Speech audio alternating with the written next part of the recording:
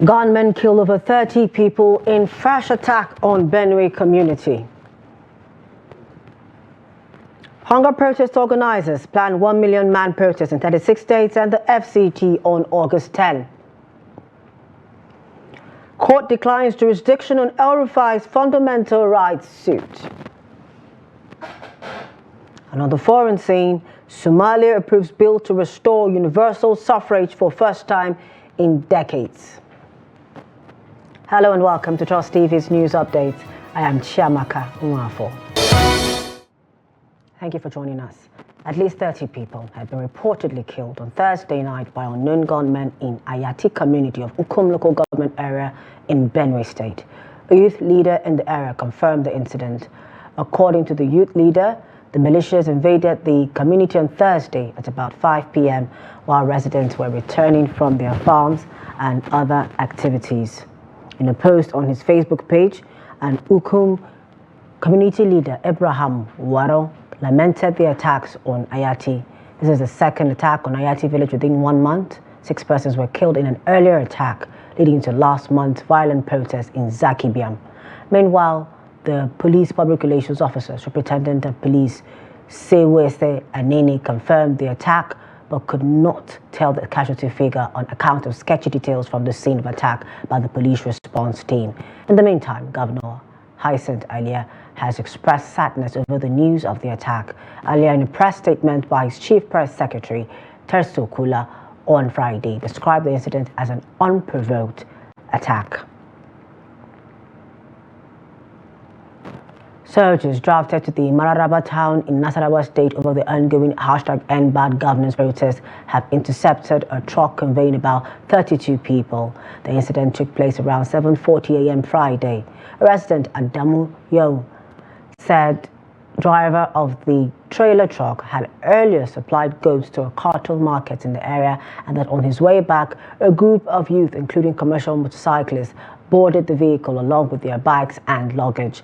He said the soldiers were apparently concerned with the number of the passengers owing to the ongoing protests in the country, as well as the appearance of the people that made them look suspicious. This led to the interception of the truck for further investigation. The abductors of 2 students of Kogi State University of Agriculture, Kaba, have demanded 15 million naira ransom for the release of the students. The students were kidnapped last week Friday at the same spot, and same day, the caretaker chairman of Kaba Bunu Council, Dari Michael, and his 3 aides were abducted. While the CTC chairman, Dari, was released due to ill health that could not allow him to track quickly with the abductors, the other 3 aides and the 2 students are still with the abductors.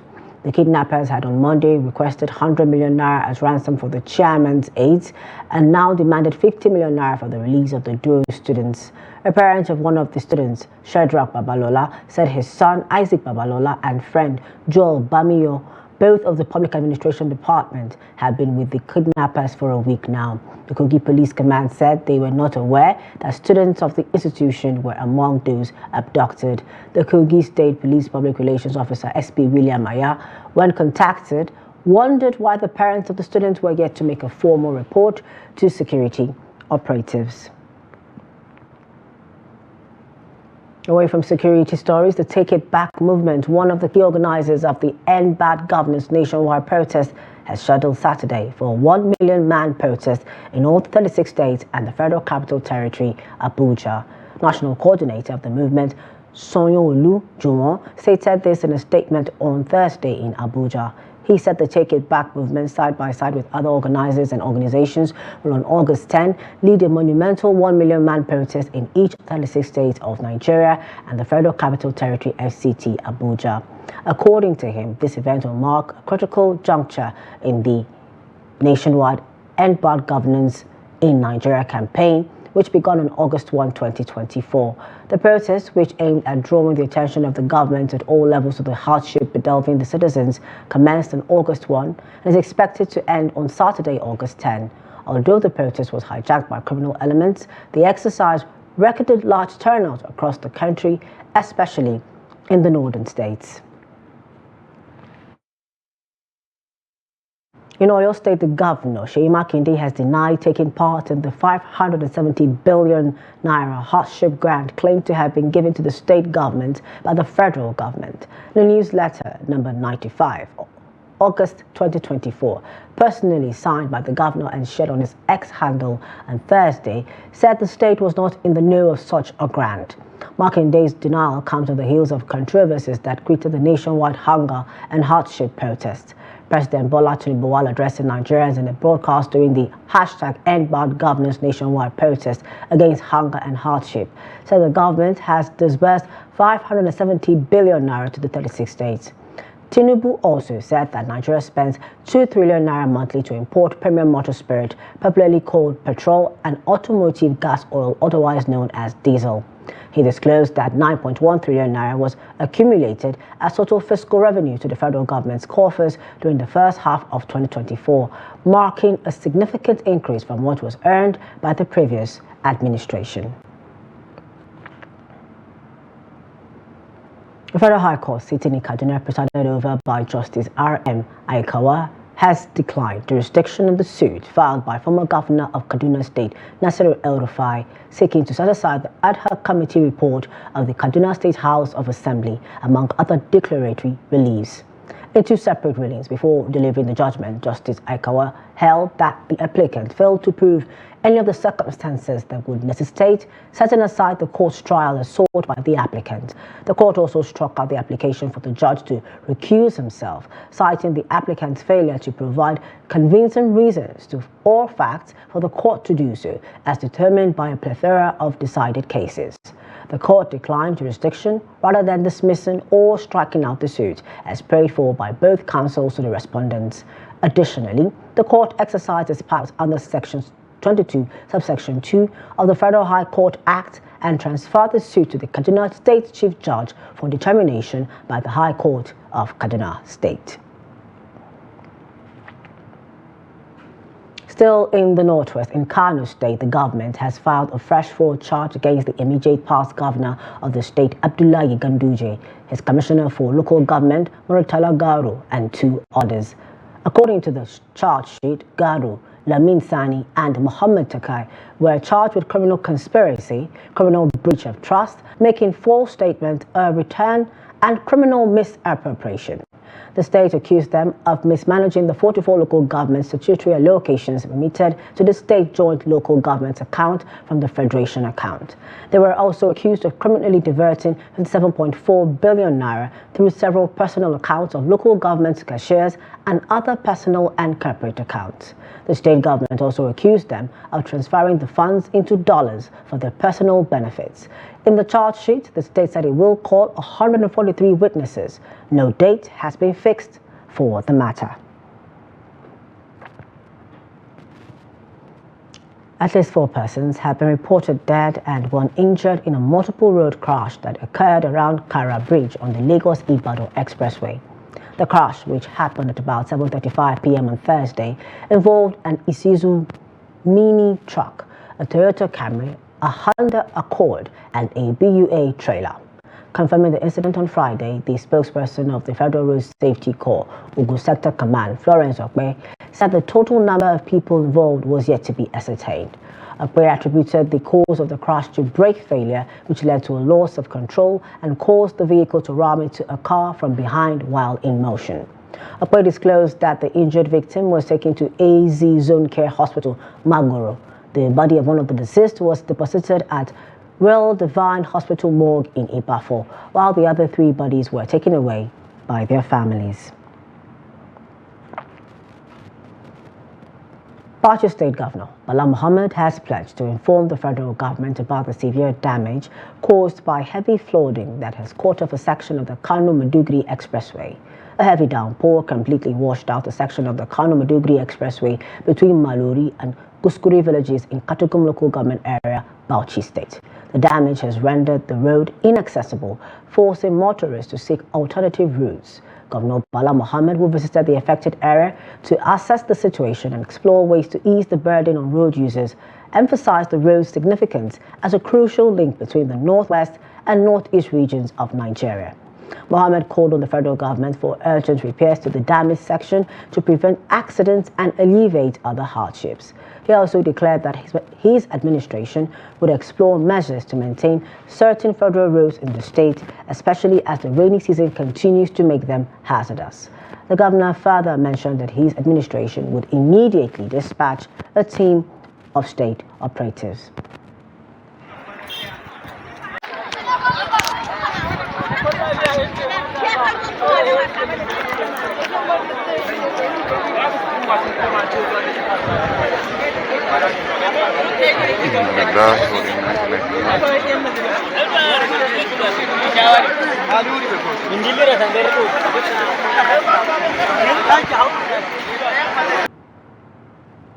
To more stories, the federal government has taken delivery of 60 locally assembled compressed natural gas CNG hybrid buses. Revealed in a post through its official X handle on Thursday, the buses were delivered by Jet Motor Company under the presidential CNG initiative. According to the statement, the development is a continuation of efforts to provide affordable and comfortable transport solutions for Nigerians. The vehicles were handed over to a team comprised of the Ministry of Finance and representatives of the Presidential Initiative of CNG and the company's car manufacturing plant in Ajah, Lagos State. President Bola Tinubu's national broadcast during the hashtag End Bad Governance protests against hunger and hardship said his administration would distribute 1 million kits of extremely low or no cost to commercial vehicles that transport people and goods and who currently consume 80% of the imported petrol and diesel.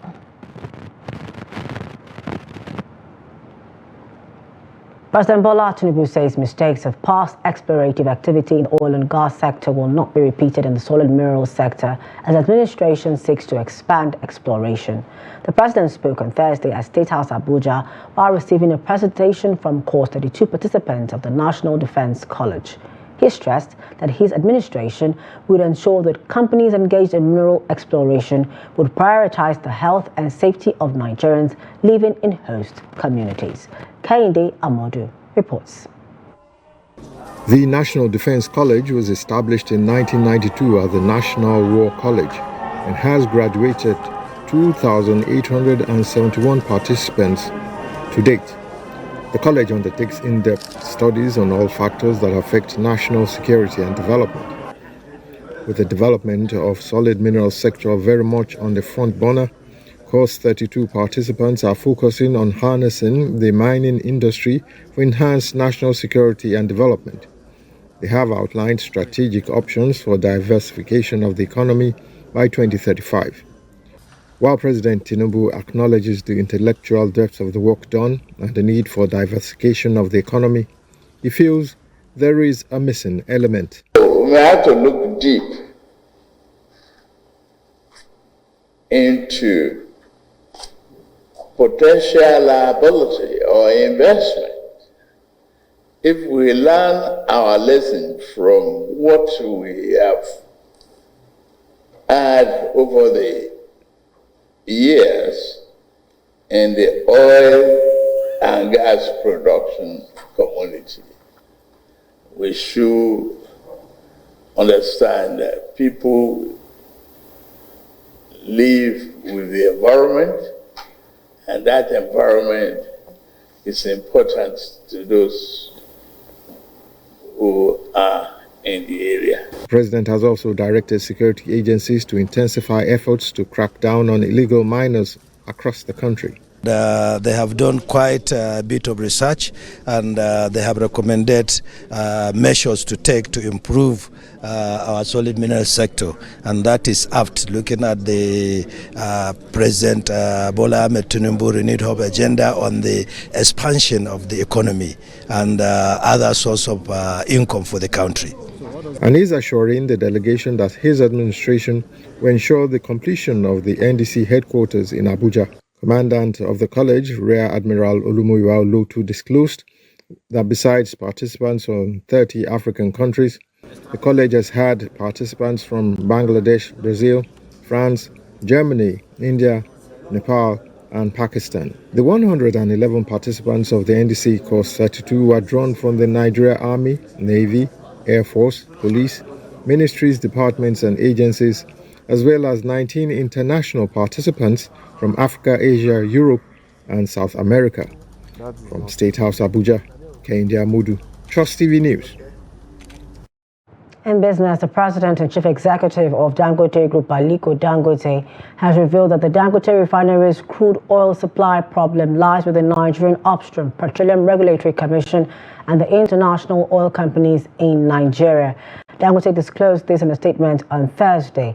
He was responding to a report that the NNPC supplies Dangote refinery with about 60% of the 50 million barrels lifted. In the statement, Dangote noted that the primary challenge confronting the refinery is NUPRC's reluctance to enforce domestic supply obligations by IOCs in Nigeria. He explained that when Dangote Refinery approached the IOCs for crude supply, they either redirected the company to a third party or responded that their cargoes were committed. Recall that in July 2024, the NUPRC directed oil refiners in the country to provide monthly price quotes on crude supply to address the challenges facing Dangote Refinery. Away from Nigeria, Somalia's cabinet has approved the bill that, if passed by Parliament, will reintroduce universal suffrage for the first time in 55 years, marking the end of indirect voting. The government spokesperson, Farhan Jumali, said the bills will have to be approved by Parliament and signed into law by the President.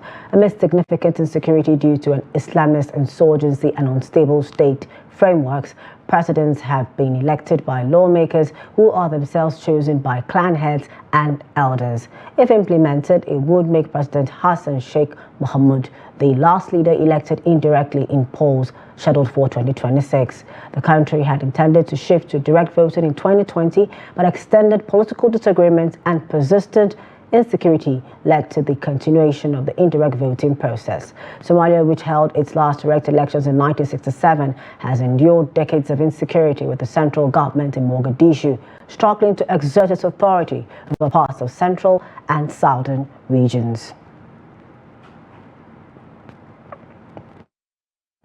In sports, Nigeria has been disqualified by the 4x400 men's relay team for the final at the Paris Olympic Games. The quartet of Emmanuel Ojeli, Ezekiel Nathaniel, Dubem Amene, and Chidi Okeze finished H2 with the season's best time of 2 minutes 59.81 seconds. France won the race in 2 minutes 59.53 seconds, with Belgium taking the third automatic sport in 2 minutes 59.84 seconds. It was, however, adjudged that one of the Nigerian runners crossed lanes, and that led to the tripping of a South African runner.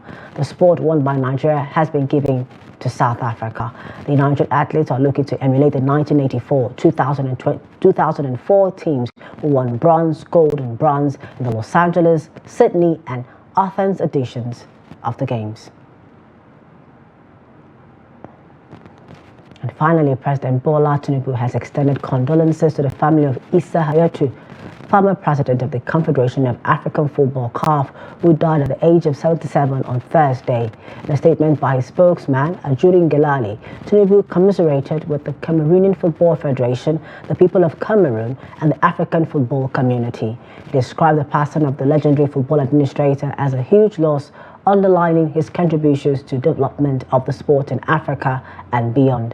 Hayatu was also a one-time acting president of the World Football Governing Body, FIFA. Tinubu prayed for the repose of the soul of the departed and strength to his family at this difficult time. For the soul of the departed, rest in peace. And that's it for news updates at this hour. For more of our news, programs and documentaries, follow us on all our social media platforms and on our YouTube live stream. I am Chiamaka Nwafo. On behalf of the news production team, thank you for joining us at this time.